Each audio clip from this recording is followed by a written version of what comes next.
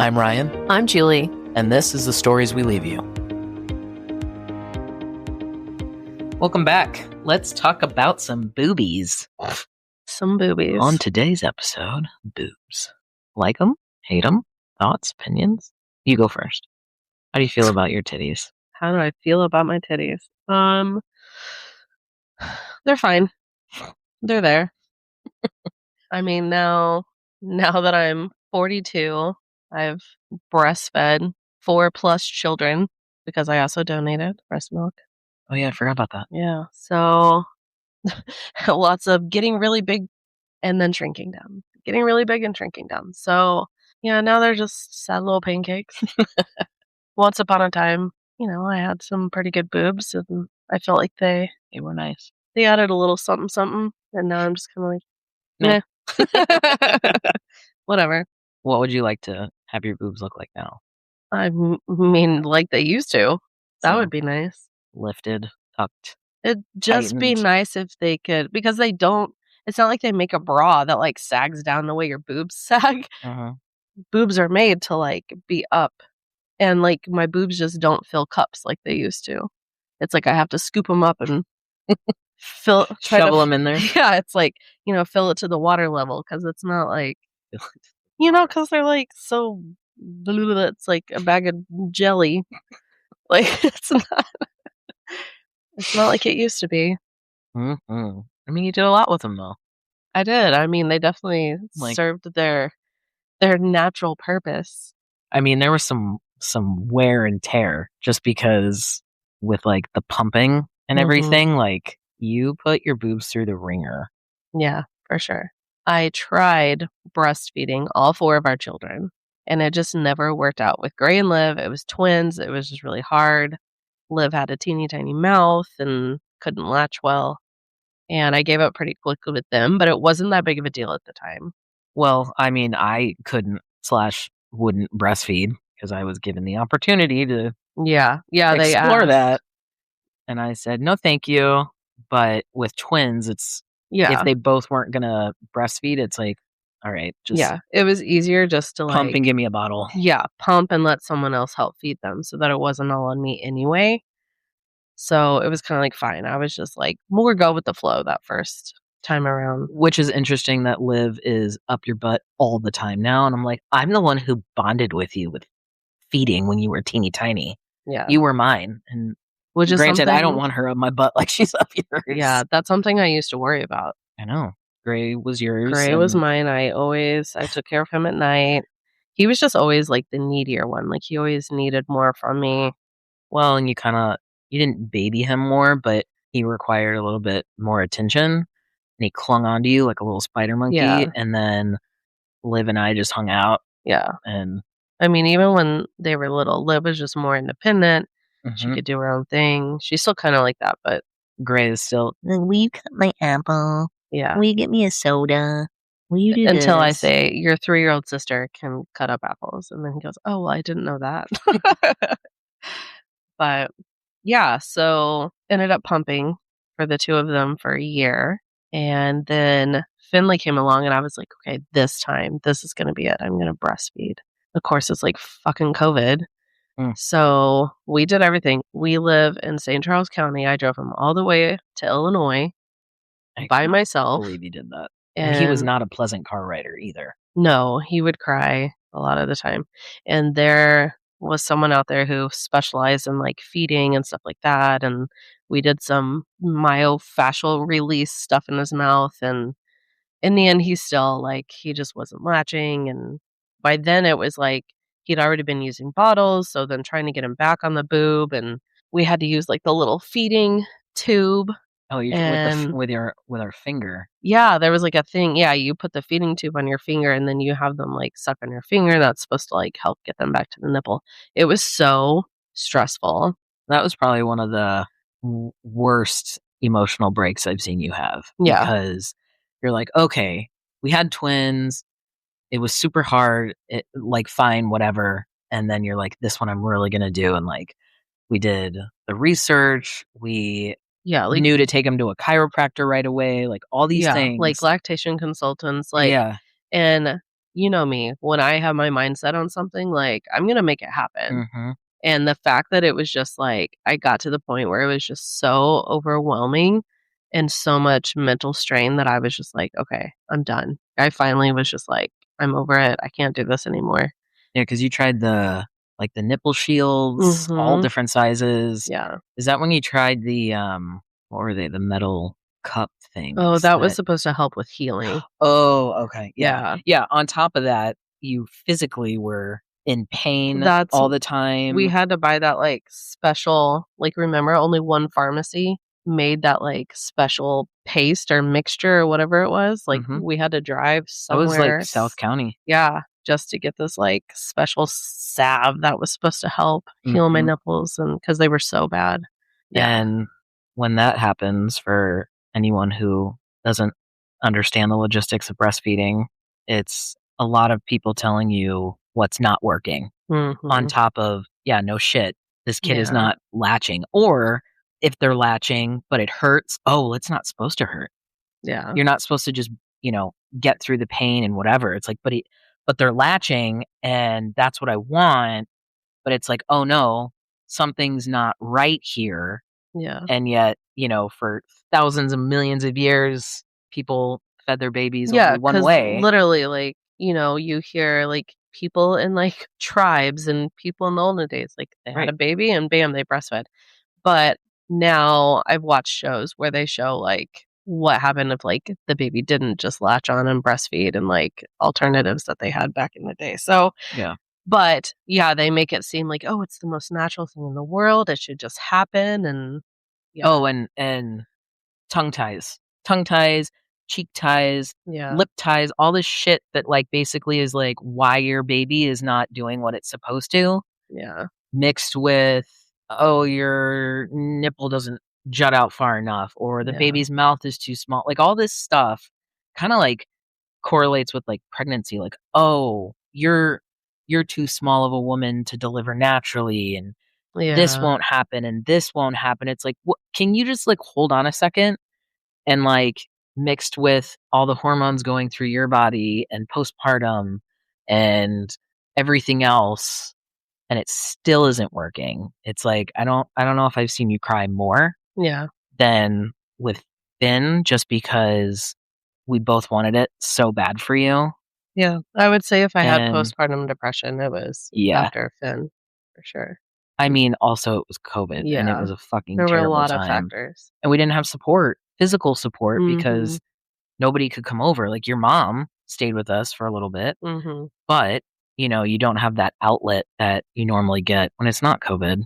But yeah, I mean that was kind of rough just to sit by and just kind of watch it happen. Because I mean, yeah, I tried to help with the feeding tube and Yeah. all that stuff, but essentially, like, you're sitting there topless, bawling your eyes out, Yeah. trying to Exhausted. yeah, trying to do what's best, and And I was then so sore after giving birth to him, like, I couldn't oh, sit yeah. for a long time. Yeah, eventually it was like, I mean, I know if I would have had the mental capacity to stick with it, I'm sure we could have worked it out and gotten him back on the breast, but at that point, my mental health was not like, Well, it I was felt not like good. you were on the verge, if not a tiny percentage, resenting him in a way, or is that false? I don't know if I was resenting him, just I feel like if we kept pushing and, like, basically it was I feel like in your mind it was, "I'm failing at this. yeah. This is something that I really wanted." We weren't sure if we were having another one because we Mhm. were just, "Okay, this might be our last one," Yeah. and whatever, but it's like, okay, this is really where, like, I feel like women get pushed to that point where Mhm. they don't want anything to do with their kid, Yeah. just in that moment, because it's like, I'm doing everything I'm supposed to do, you're doing everything you're supposed to do, and yet we're not working together, Mhm. Yeah. and it's like, "Alright, you need to accept the defeat," Yeah. and luckily, pumping works. Yeah. But it was a matter of changing the mindset and seeing it as an alternate versus, "Oh, Yeah. I lost." Yeah, and I had to shift my mindset on that for sure, to where it was like, "Okay, no, I can pump, I can still provide breast milk for him, Mhm. And so that's what I did. Luckily, I respond very well to the pump. Yeah, you do. And I pumped. I would have to stop and switch bottles because I was filling up past. It was an 8-ounce bottle, but you could probably fit almost 10 ounces in it, and I was filling up both. I mean, you literally pumped gallons out of your body, which is so crazy. So I pumped for him for a full year and donated because I had extra. Donated to other mothers feeding their babies, not juice heads. I thought about it. I thought about selling it at one point. Yeah. Thought maybe all those weight builder guys. Yeah, apparently it's a hot commodity in the bodybuilding world. I mean, it's like the best substance on earth. Yeah. For I thought about it, but all the things for your body. But yeah, so pumped for him for a year, donated to a couple of different babies, and that was fun to see. Just like getting to donate. Yeah, I mean, because a lot of times, like, you would donate and you would make these milk bricks, basically. Milk bags are 8 ounces, and then you would put how many bags? Like 10 per bag. 10 per gallon bag. And you'd create stack a brick. them. Yeah, and that made a brick, and this is like all lingo for the breastfeeding world. And then you would donate, like, you would tell me, because you would be out somewhere, like, not at home, and you're like, hey, so-and-so's coming by to pick up 4 bags or 4 bricks. Yeah. But it was just kind of cool to see, because it's like, oh, you're like literally like helping keep a baby alive. Mm-hmm. And yeah, because for free. Unfortunately for those moms, like, their boobies didn't work right. Yeah, they weren't able to produce the milk that they needed. So it was like, okay, I can't breastfeed, but at least, like, I have that, like, blessing or whatever. Silver lining. Yeah. So anyway, fast forward to Violet, and this truly was our last one. And it was like, okay, this is going to be the one. We're gonna 1 out of 4. Let's do it. We're going to breastfeed. It's going to be great. And same thing. We took her to feeding specialists, went to a special dentist that had her ties released. Yeah. We tried all the things, and we were so proactive. I'm like, fuck, if this doesn't work, I was so worried. I'm like, just knowing how you were with Finn, but I think you went into this with. I think mentally it was still hard. I was still struggling mentally, but not like I was with Finn. Yeah. It wasn't to that extreme. No, we tried. It was disappointing. I think I was more disappointed for you because I'm like, God damn it, like, just fucking work. Like, that's something that I would have liked to have seen happen, just because, like, with the bottles and the pumping and, like, it takes so much like, it would have been nice to be out and not have to worry about that and be like, oh yeah, this just worked, and take out your boob and let's go. Like, no cleaning bottle, no nothing. That was the first time too that we actually had to go out and buy formula one night. She hadn't been home probably more than a day or two, and breastfeeding was not working. And remember, I'd let someone use the pump that I had, my good pump, and she gave it away. Yep. And I'd order some other stupid, one of those that fit inside your bra. You didn't like that one. It's like one. a hand-free, whatever. And that one sucked. It did not pull enough to pump anything out. So it didn't have the suction. Yeah, it did not have good enough suction. So I was barely getting anything, and I finally broke down, and I was like, it was one of those where it was like, do you want me to go get some formula? And I'm like, fine, go fucking buy some formula. And, like, I was so pissed about it. I had flashbacks to Living Gray, because we gave Gray formula once, and it was those little we gave Liv formula. Liv formula? Mm-hmm. Maybe both of them. I don't know. But it was those little bottles they give you with the formula already in it. They sent us home with some, for Living Gray. And I needed sleep. And Mom was like, do you want us to give formula? And I was like, fine. I would, yeah. I mean, we really want you to know, but do I want to sleep? Yes. That was a careful discussion her and I had. And I'm like, we got to do it at the right time. At the very last minute, be like, by the way. I was so mad about it. But I needed sleep so freaking bad. But yeah, with Vi, it was the same thing with Vi. I don't know if where were you? I don't know where you were. Maybe you were in bed with Finn or something. But Mom went out to Walmart late at night. I remember seeing it in the fridge. I'm like, or on the counter or something. And I was like, And I don't think we used very many. We only used a couple. I remember we had a bunch left. But yeah, it was just like, Well, I think to me, it felt like a failure. It was like, oh my God, the first time I've ever had to buy formula. by kid 4, I was like, I mean, and obviously it's out of my control. Like, well, and I remember, yeah, you were waiting on another pump, which I think you ended up. Where did you get? we ended up, Oh, we I got used into someone like else's. I got into a Facebook group and there were several moms. I told them what happened, Mhm. how the other mom gave my pump away, and they were like, "Oh my gosh, I have one you can use, like the good one." And I was like, "Oh my God, that would be amazing." So I ended up with a couple of pumps because some people just came and dropped shit off. And Ye anyway, I ended up with more pumps than I needed Mhm, from this Facebook moms group. mhm, And I ended up giving them away to other moms because I had too many. So, mom community coming through, mhm. providing. That Well, I was think you even helpful. tried the hand pump at one point Yeah. as, like, a fallback, and you're like, "This is, like, no." Well, and for me, it was like, "Oh my God, like, what if I'm not producing this time like I did last time?" Yeah, you were worried about. Yeah, so then I was like, "Crap, are we gonna have to, like, do formula from now on, or, like, someone else gonna have to donate to me? Like, what's gonna happen?" So, luckily, that was not the case. Once I got a good pump, it was fine. Mhm, But, yeah, we did all the things.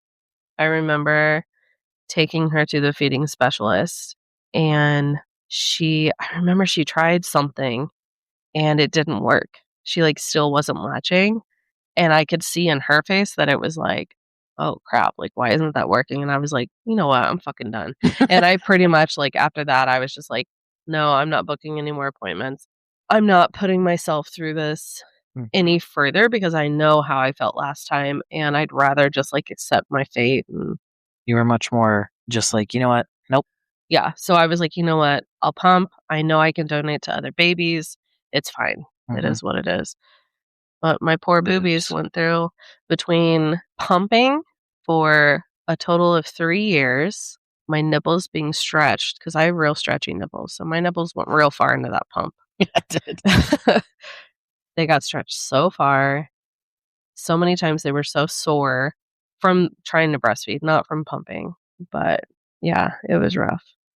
And then, like I said, I remember when we had Gray and Liv and we went to see our friends at Pride Float at the river. And I had my swimsuit on, and we were like, "Guys, feel my boobs," because they were, like, so big with milk. Mm, And I was like, "My boobs have never been this voluptuous in my entire life." yeah. I mean, it's amazing how big they get and Yeah, how full and, like, what they feel like, and then you pump, and then they're, like, yeah. deflated Because again, then, like, at the end of pumping for Gray and Liv, I pumped out it was, like, one last time, and they were just like, "Bleh." and they just went, yeah. It's You're like, insane. what your body goes through is insane.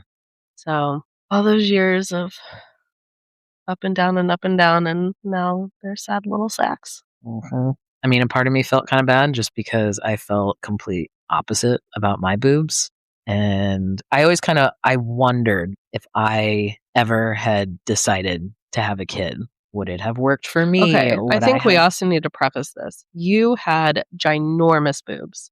big, Like, what was it, big like, double boobs. I? Big, off the charts. Double I, they were So they were never up. extreme. I mean, they were pretty up. It was impressive how those bras held them up, to be honest. Yeah, but was it worth all those years of Did they also sag neck down to, like, your belly and button when you took your bra off? Yes, they did. I mean, the fact that when they came off, my skin was basically just it felt different. It was slightly a different color because I Mhm. always had skin pressed up against it. Yeah. Like, it was insane. You're talking about having your breasts off. Yeah, and what I noticed, I was like, "Oh, that's where my boobs used to Mhm. be all the time." But, like, for me, I'm like, "Oh, these boobs are getting in the way. I can't hold my kids right." I Yeah. had to hold them on top of my boobs. Well, and that was one of the things when you talked about if you wanted to carry or not, I was always like, "Do you realize your boobs are gonna get bigger?" Like, Well, I was just hoping if that were the case, because we had some serious conversations around that, and not gonna lie, so glad I didn't decide to go that route. I would have if you couldn't, obviously. Even now, if we were trying to have another kid and you couldn't, I think I would still do that for you and for us, just as a vessel. Ugh. no, I'm too claustrophobic. Nope. But yeah, I was hoping if that were the case, it would just, fill up versus get bigger because there was already a lot of space in there anyways. But I mean, I remember I think the struggle was, I always wanted a breast reduction. It was always, even to get a consult way back when, here through the plastic surgeon's office, through my work, it was, oh, you need to lose weight first because your BMI is too high because of insurance. And if that were the case, I'd still be waiting because I'm still not under the amount they wanted me to be under. But yeah, then I realized, I was like, no, I want them off completely. I don't like them. Yeah. Yeah, like, I remember it was, like, maybe a B, and then Eh, later it was like, "Oh, maybe an A." At one point, you were like, "I wanna be able to, like" I think you wanted to be able to not wear a bra at all. Right. And you're like, well, then why have boobs? And I was Yeah. like, it was one of those things where like you're scared to admit to yourself, what does that mean? And things like when I went to the doctor and I said, like, I need to start documenting my back pain, my neck pain, my headaches, the indents on my shoulders from my bra. And, I would get rashes under my boobs, all this stuff. And I said, I need to document this stuff now. So I have record of it for insurance bullshit. And I was like, yeah, I want a reduction. And she was like, she said something about all the way off or how small or something. Like, and it was almost like making sure, kind of like, oh, you're not talking about just cutting them off, right? Or I don't know. But it was like, oh, no, just a reduction. Like, let's not jump to conclusions here. Kinda like when your mom asked you if you were gay all those years ago, and it was like, "No, no, no, no." It's like, Yeah, it's even it's though, like like, somewhere in your head it's like the thought is too scary to admit yet. right, it's exactly Yeah. the same playing field. Yeah, I was like, no, I don't want to just like cut them off, like top surgery, although that sounds kind of great. I had to sit on it, and it was actually a good thing they didn't take me for a consult because I would have ended up having 2 surgeries Mhm. because, yeah, insurance does play a role in how big or small you can go, Yeah. which is so dumb. But also, when you get a reduction or even implants, they're going to tell you, like, let's look at your body proportion and this and that. And it's like, oh, we can only really go down to a B or whatever. And like, I'd still have to wear a bra. I'm like, no, Yeah. no, no. Honestly, even if you had an A, you'd still most Hmm. people still wear some kind of bra. Yeah. So, I mean, it all looked out because I did my research, realized that I did not want them. And it's also like, you don't know what, like, you really need to do your due diligence and look at surgeons and their before and after photos. And I started seeing pictures that were normalizing top surgery, even Mhm. for non binary or even just cis women who just don't want boobs anymore or, Well, for whatever and reason. I think we talked about this in the previous episode too. The different doctors treated it different too. So you Correct. specifically found a doctor who was calling it top surgery, whereas the doctors you were talking to here, it was considered a mastectomy. Yeah. I mean, if you submit it through insurance, they code it as a double mastectomy. Yeah. But in my situation, it was due to gender dysphoria, Yeah. which is basically saying, hey, this is hurting me. Having Mhm. them attached to my body, it is not cosmetic, it is necessary. But many doctors will classify it as a mastectomy, and Yeah. people associate mastectomies with cancer. Mhm. Did Or you find any doctors in our area that called it top surgery? no, and even my doctor, they're gender affirming surgeries, Mhm. and she calls hers, well, she has her torso masculinization surgery. I think she calls it top surgery or chest. I forget what maybe it is just top surgery. I don't know. Mhm. But when I found her and that she specializes in gender affirming surgery, not just quote cosmetic plastic surgery, even though she does that too, but her main focus, especially now, is all gender affirming surgeries. They take the time to ask questions, do what's right for you, not just your body, but your mental state. And that's what you really need to look for. when you're getting that kind of surgery, because you need someone who is going to listen to you, not go based on what insurance companies say. And looking at pictures, she always says, like, I encourage you to come in with pictures that you found either from my site or another surgeon or just, Google search, whatever. And she's like, those are my favorite things to go over, because it's what do you want your body to look like in your mind, and let me make that happen. And Yeah, which is something that if you would have gotten surgery here, they might not have done, especially because they no, were classifying it as a mastectomy. That's a much different surgery than top surgery. correct. Because, yes, both you're removing the breast, but they're not trying to make it look how you want it to look. They're just getting rid of the boobs because, Right. there's a chance of infection. So it's get With them off the body. Well, with my surgery, also, like, scar placement is Mhm. taken into consideration. It's below the pecs. She does encourage you to work out your chest before your surgery as much as possible. Probably helps her put the scar in the right place. But also, if you say, like, I want my pecs to really stand out, or I want to look as smooth as possible, or these are my goals, because she has pictures of just women who may or may not be, like, non-binary or trans, whatever, but women, and they go full top surgery, flat chest. And I mean, it's just, she stresses on no two people are going to be exactly the same, and that's fantastic. But also, you need to look at the little things like, do I want nipples? Do I not want nipples? Do I need to have nipples? And looking at pictures and normalizing both are important. And I looked at a lot of chests. Luckily, she has a ton of pictures on her website. I was like, you know what? I don't need them. What do I need them for? If I want them, I can get them tattooed. Yeah. Well, and the healing process is different. Healing process is different. It's not 100% that they're gonna stick. It's, I mean, very rare, but when you see the progression of the healing process, they look like they're gonna fall off. And she'll even admit you can get them as close to aesthetically pleasing as possible. But, like, even with my scar, things happen, and, like, I have a section of my scar that's just a little, like, zigzagged, because it wasn't healing as quickly, and that can happen. But she's like, "If you get them tattooed, you can get them tattooed perfectly Yeah. and put them wherever you want." But Okay, so let's rewind.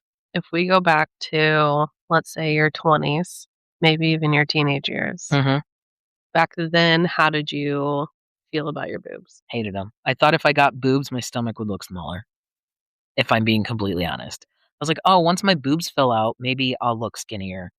I mean, that's not untrue because I remember telling you, like, "Oh, man, you're lucky your boobs stick out further than your belly," because Now they that's don't. always been something I was self-conscious about, and mine have always been smaller, so it's like Well, I remember your mom, when we were discussing how much we all weigh one time, she was like, "You do not weigh that much." I was like, "Yeah, it's not all in my boobs, trust yeah. me." But because they were so big, they distracted Mhm. a little bit. I mean, I look at pictures, I'm like, "Oh my God, Well, yeah, they're just that's big you. everywhere." But the Yeah. first thing I said after, like, the day after my surgery was like, "Oh my God, like, I feel like it's concaved because Mhm. my stomach, I could see it." Yeah. Like, it was being hidden by my boobs this whole time. So did you? Because 'cause I've heard people say that, like, they hate their boobs and they, like, don't want them on their body. Was that, like, how you Yeah, all felt? the time. Yeah.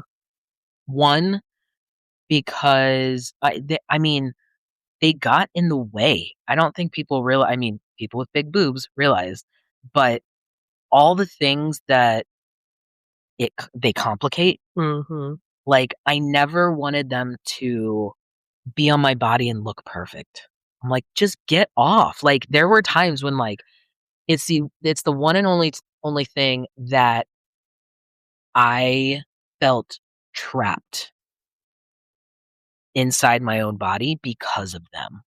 One, because everybody noticed them. Lots of jokes would be made about them, me included. Like, that's how I would Yeah. go about it. I'm just like, "Oh, like, sorry."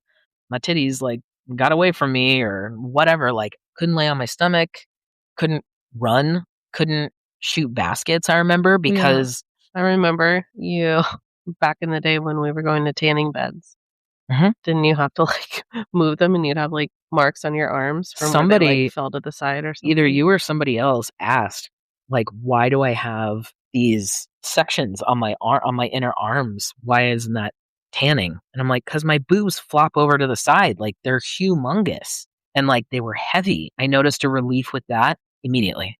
And people are shocked because it was so much weight that was being carried around. I wanted them off my body so bad. And it was annoying that I had a doctor's office tell me I can't even come in and talk about it because I'm too fat.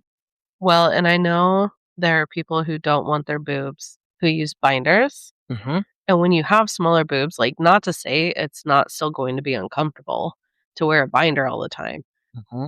but it makes it a lot easier to bind them and have them flatten out. When you have boobs as big as yours were, I remember you buying some binders right at the end. You got Yeah, something, yeah. I bought one. Yeah, but your And it still boobs didn't are work. so big, it's like, They, where were they gonna go? when you have smaller boobs, you can literally Mhm. like push them against your body and cover them up and make it uniform. Mine just went down. There was no pressing against anything because they were like big water balloons. But I remember I was just like, I would get like pissed because they were on my body. That's when I knew, like, that's how I knew 1,000% I was never going to regret it. And I was like, this is going to help me live my best life having them off. Well, and it's interesting to me because, there's people like you who hate their boobs, who don't want them on their body at all. Mhm. There's people like me who, yeah, I used to like my boobs. They added a nice little feminine touch. They served their purpose, and now they're here. They're like, but I'm also not like super attached to them. Mhm. Like recently, I did the test for the BRCA gene, which, if you don't know what that is, it's like a cancer indicator. So, like, breast cancer is more common. There's also a bunch of other cancers.